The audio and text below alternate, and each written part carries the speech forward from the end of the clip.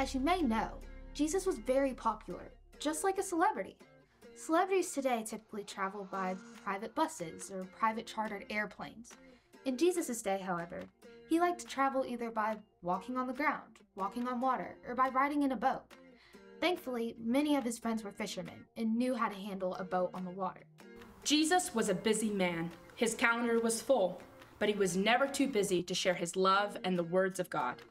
He spent many hours teaching crowds of people. He taught them many of God's truth through special stories in a pair of bowls. Wait a minute. That should be parables. Jesus taught using parables.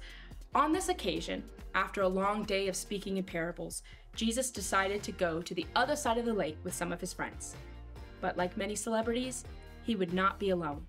As their boat left the shore, several other boats followed them. When you are with Jesus, you never need to consult a weather report or a meteorologist.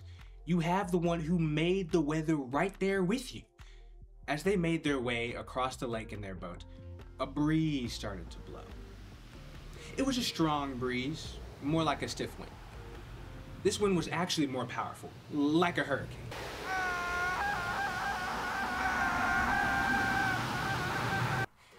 It began to toss their boat back and forth and up and down.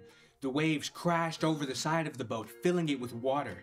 Someone probably even got seasick as they felt they were going to drown. Even though they were experienced fishermen on board that boat, they were all scared for their lives. All, of course, except Jesus. He was a very deep sleeper. While the strong storm was raging, Jesus was sound asleep on his pillow in the back of the boat.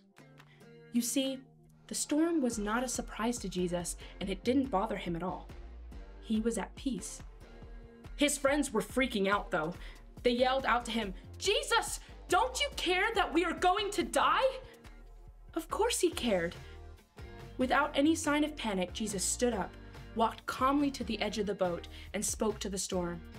All he said was, "Be still." And the storm immediately quieted down.